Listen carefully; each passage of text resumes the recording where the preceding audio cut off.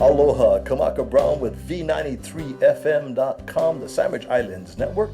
Another in a series of conversations on a segment of V93FM.com that we are calling Mauna Kea Now.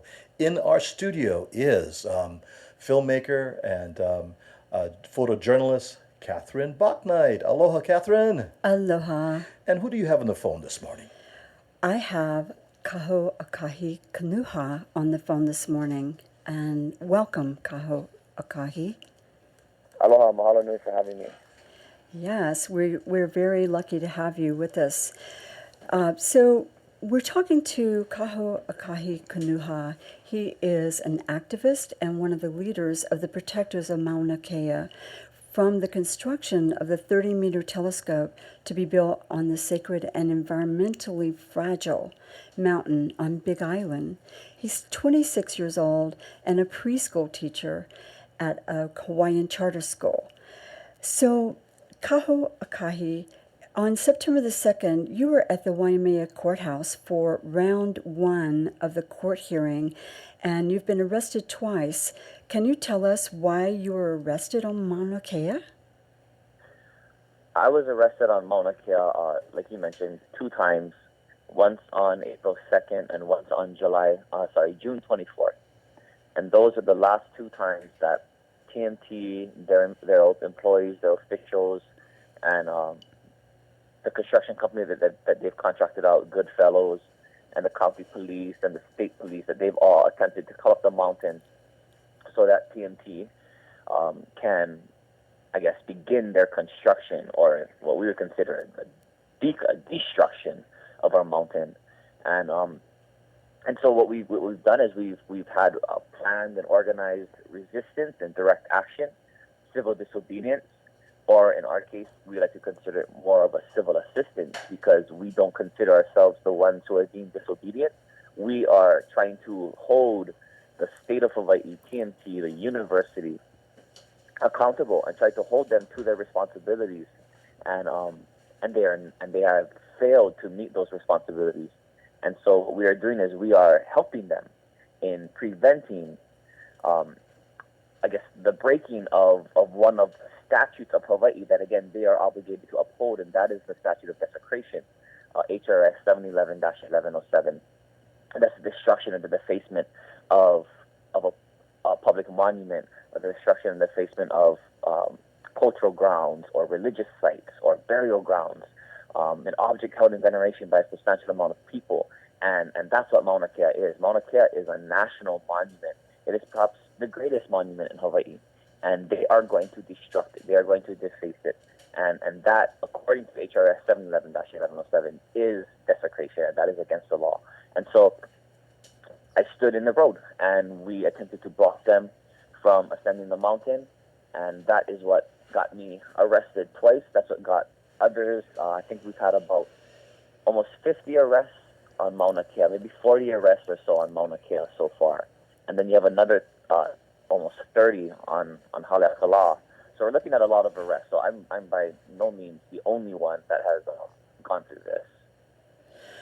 Okay. And how does this contrast with your culture by having arrest of Kapuna, the elders, and young people while they are protecting the mountain?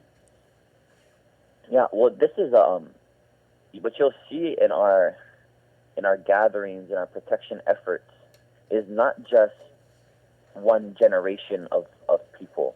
It's a multi-generational movement, multi-generational resistance, and you see people from ages 3 to their 80s, and they're up there, and they all care about it the same. And I think it's a beautiful thing that it's not just one group of people, but it's everybody. It's all these different age groups coming together in agreement and in alignment with protecting our land, our natural resources, and our cultural and national identity.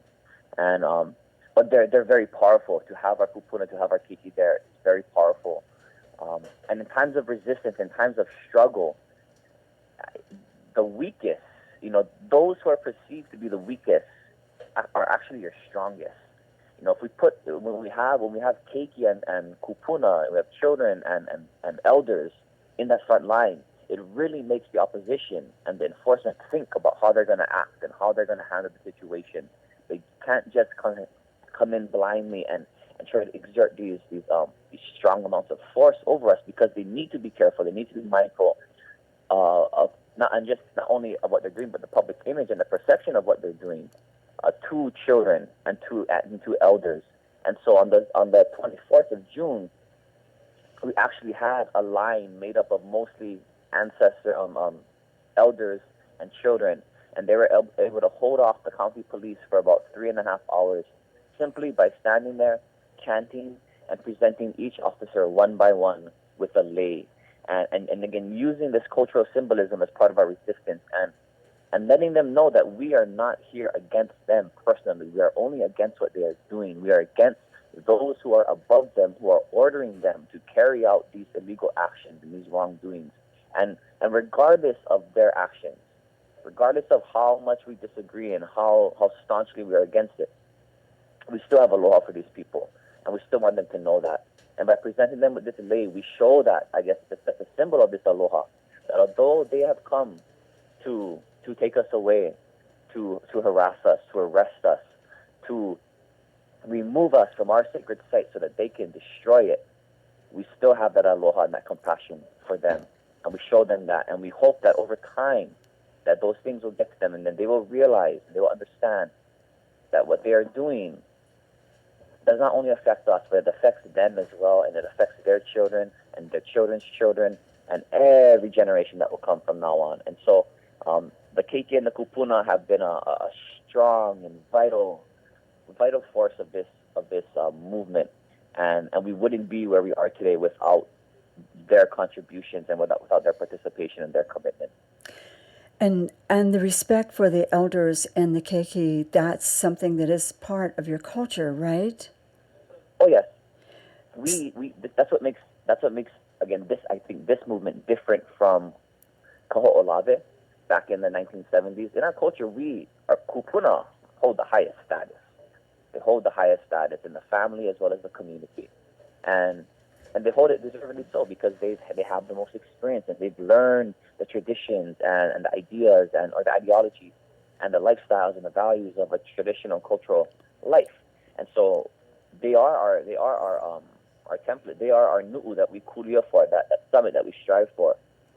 And so to have them with us, to have their support is very, very important and very strengthening, I think, and encouraging, because when our people were in the 70s were going to Kaho'olawe to try to stop the bombing that the military was doing to that island, they were not supported necessarily by their kupuna, and a lot of them were looked down upon, and they were said that they were looked at as radicals in a sense and troublemakers, and no need, lava already, no make of that. Where our kupuna, they find us in the community, they find us on the mountain, they come to us and tell us how proud they are, how thankful they are, how appreciative they are, how much mana and strength and excitement and positivity and confidence and hope we give to them by the stance that we're taking. So to have that alignment, that support for each other from the younger generation to the older generation, to have that older generation especially support the younger generation, really, really, really allows us and gives us more confidence and more strength to do what we're doing, because we know that we are supported by the ones that we love and the ones who love us, and that's a very important aspect to this movement. Right, that's beautiful. In America, we have had to remove the Ten Commandments from a public place because it was offensive to certain religions. And I'm just wondering if you can compare that situation to your situation, your spiritual and your religious situation of being on the mountain, being able to go there to pray, to chant, and having it desecrated, and the telescopes there, including the one that's supposed to be built. How does that compare to you and your people for desecrating the land, and how does that compare to freedom of religion for you? Well, what I can say, and I say this confidently, is that again, I'm quite confident that the state of Hawaii does not recognize our spiritual beliefs and our religion as a real religion, and that's the truth. There is no understanding. There's no status. There's no recognition of our culture, our spirituality, and our religion as being real, as being valid, as being allowed even in Hawaii. And I believe it was about 2 weeks ago. So there's been 2 times that people have been arrested on Mauna Kea for standing off and actually blocking TNT in the state of Hawaii from ascending the mountain. There are also 2 times where groups of people were arrested on the mountain for being on the mountain in what they would consider restricted hours, in between 10 and 4 p.m., or 10 a.m. and 4 a.m., which is a rule that they just created in July, basically to criminalize those of us who are stopping them from doing what they want to do. But the last arrest that happened about 2 weeks ago, maybe at the most, it was an arrest that took place about 1 o'clock in the morning or so, and they arrested 7 women. And these women were on Mauna Kea in the middle of the night, conducting ceremony, conducting prayer and chanting. And there are 7 women who are way off to the side of the road, nowhere near blocking any traffic or anything at all, not obstructing anything. Off to the side, in front of our hale that we built back in April, April, and stood in a circle, held hands, prayed, chant, and they were arrested in the middle of their prayer, in the middle of their chant, with their eyes closed, without any explanation, pulled from each other while they were chanting, while they were praying, while they were chanting, pulled from each other, separated from each other, and arrested because they were in a restricted area. And that is selective persecution, that's selective enforcement, because at the same time that they are arresting the women who are chanting and praying on the mountain, there are tour guides right down the road who are also in the restricted area. Or the tour companies also in the restricted area, in the restricted times, and their clients are out and about, stargazing and so on. But they only came for the people who were praying. They only came for the ones who were chanting. They only came for the Hawaiians.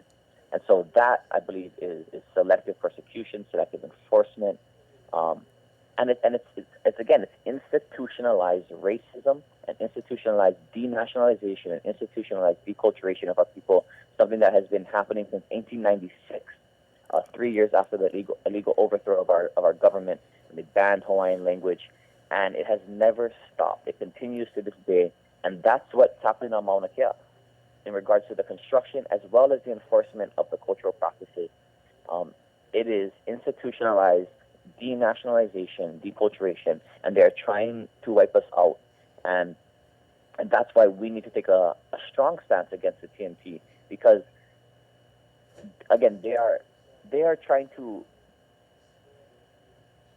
erase our identity, because they know that Mauna Kea, like I mentioned earlier, is a monument, is a national monument. It's an embodiment of the culture and the spirit of the people in this place. And to destroy that would, in a sense, destroy the spirit of the people, destroy this place. And that's what they're trying to do, and it has never stopped. And so we have been educated enough to understand what game they're playing. And we're not going to allow this to go any further. And so that's one of the reasons why we've taken such a strong stance against this, because this is not just about building a telescope. This is about really extinguishing a people and their identity. For our listeners that have just joined us here on the Sarmajala Network Radio, this is V93FM.com, and you're listening to Kahookahi, Kanuha, on our segment called Mauna Kea Now, an interview with Catherine Bachnight, filmmaker and photojournalist. We're going to take a break, and we'll be right back.